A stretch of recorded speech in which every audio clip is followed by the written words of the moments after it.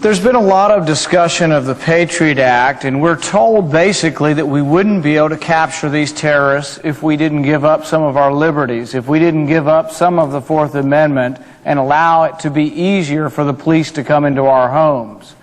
We were so frightened after 9/11 that we readily gave up these freedoms. We said, well, the Fourth Amendment's not that important. We'll just let the government look at all of our records, and we'll make it easier for the government to look at our records. The question you have to ask, though, is whether or not we would still be able to catch terrorists by using the Fourth Amendment as it was intended and having the protections of the Fourth Amendment. What you have to ask yourself is, think about the worst person in your community. Think about someone accused of murder or rape or a pedophile. You think of these people. Do you know what happens if someone's accused of that? Even if it's 3 in the morning and they want to get their records or they want to go into their house, they call a judge. This is something very important. They get the warrants almost all the time, but it's one step of protection. What you have is the protection where you don't have police officers writing warrants to come into your house. You have to have it reviewed by a judge. What we've done through the Patriot Act is taken away some of the protections of the Fourth Amendment. The Fourth Amendment says you need to name the person and the place to be searched. We've taken away those protections. The Fourth Amendment says that you need to have probable cause. We've taken away those and made it to where it's if it's relevant or we think they might be related to it. Originally, the FISA court lowered the standards somewhat on the Fourth Amendment, but it recognized that it was lowering the standard and was careful. We had secret courts set up, and the FISA court was the court that dealt with things that had to do with national security or terrorism or intelligence. The information was kept secret, so we didn't let everybody in the world know the name, but the name had to be divulged to the judges. Well, those who argue that you have to have the Patriot Act or you have to do this or we will not be able to stop terrorism, they need to explain why the FISA court did tens of thousands of search warrants and never turned any down. In fact, the history before the Patriot Act was no search warrant had ever been turned down. So do we really want to give up our liberties in exchange for more security? Franklin said that those who give up their liberty in exchange for security may end up with neither.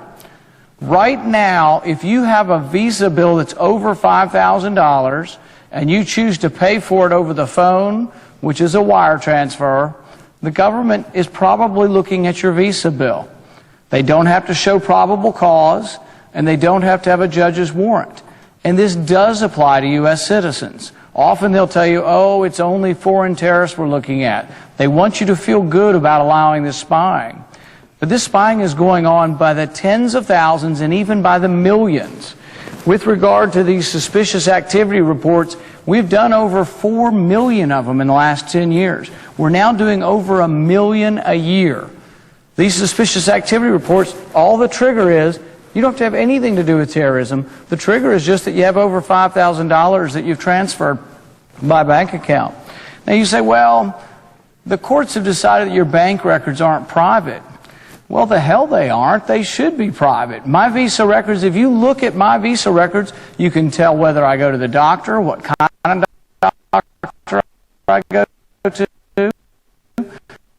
You can conceivably tell what kind of medication I'm on. You can tell what kind of magazines I read. You can tell what kind of books I order from Amazon. Do we want a government that looks at our Visa bill? Do we want a government that looks at all of our records and is finding out what our reading habits are? One of the provisions applies to library records. Do you really want the government to go and find out what you're reading at the library? We now have a president that's wanting to know where you've contributed before you do work for the government.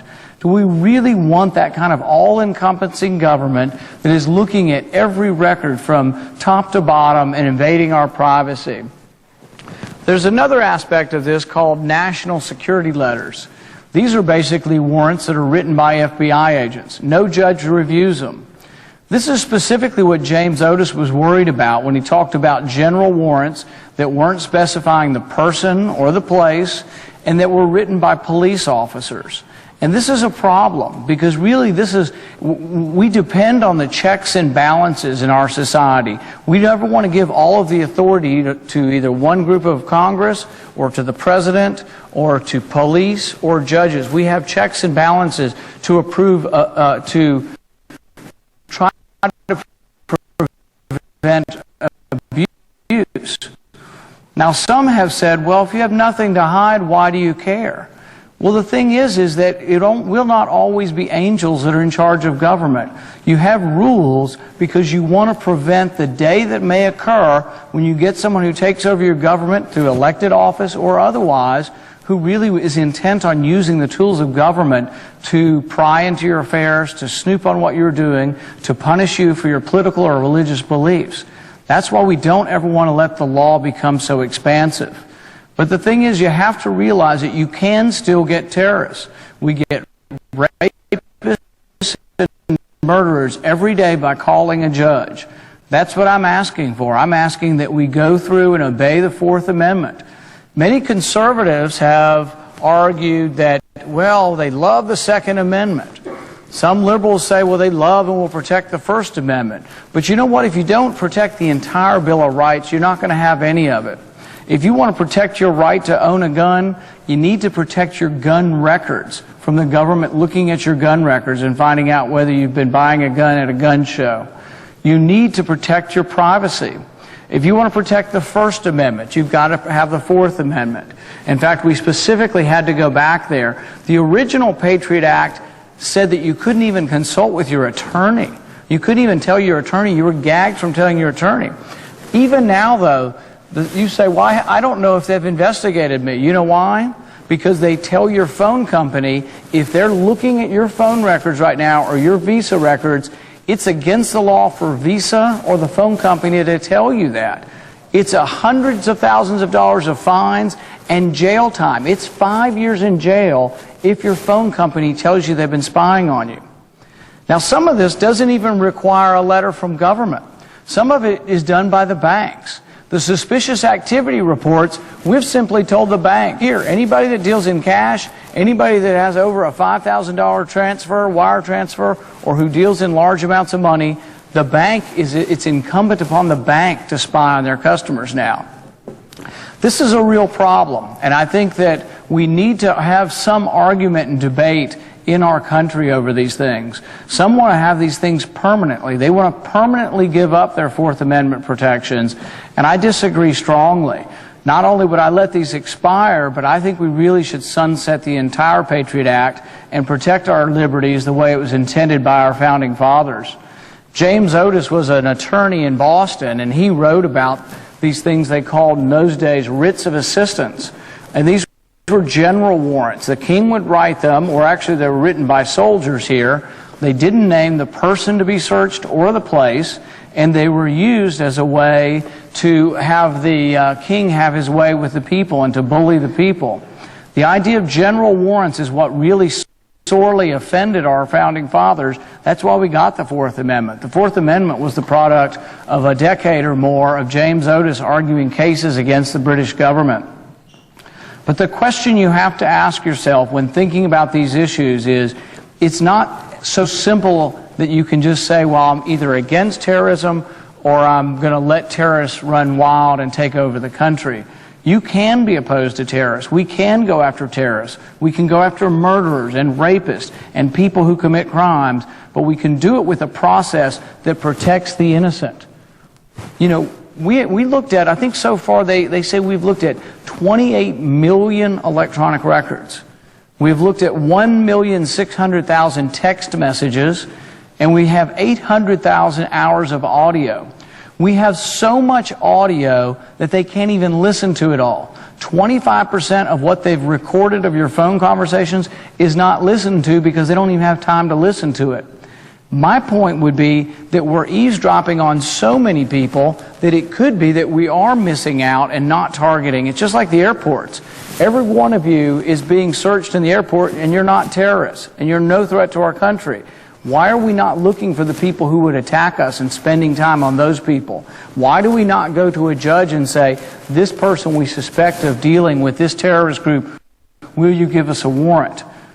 Why don't we have those steps? Instead, we're mining and going through millions of records, and I think we're overwhelmed so much with the records that we may well be doing less of a good job with terrorism because we're looking at everyone's records.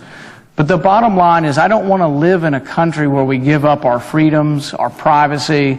I don't want to live in a country that loses constitutional protections that protect us as individuals. We do have a right to privacy. You have a right not to have the government reading your visa bill every month. We do have rights and we should protect these. But we shouldn't be so fearful that we say, well, I'm a good person, I don't care, just look at my records. If you do, you're setting yourself up for a day when there will be a tyranny, when there will be a despot who comes into power in the United States and uses those rules that you said, oh, well, I don't have anything to hide.